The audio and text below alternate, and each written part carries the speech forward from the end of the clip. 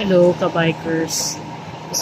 Nandito po kami ngayon sa Naga at bumibili kami ng gamot po, maintenance. Alam naman po, pag may edad na, kailangan laging may maintenance, diba? So, ayun, kailangan po natin maintindihan na kapag tayo po matanda na kailangan po na tayo mag-iingat sa ating mga katawan. So, ako po talaga nagtatry ako maging healthy sa lahat ng bagay na ginagawa ko. So, ang swimming po ang aking number one na exercise na ginagawa na recommended po na aking doktor.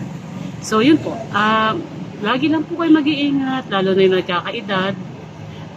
Careful po tayo, lalo na sa mga food na take natin.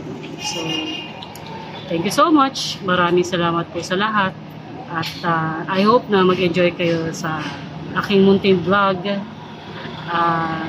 Sa susunod po, magbibigay ako ng magagandang portion na aming vlog.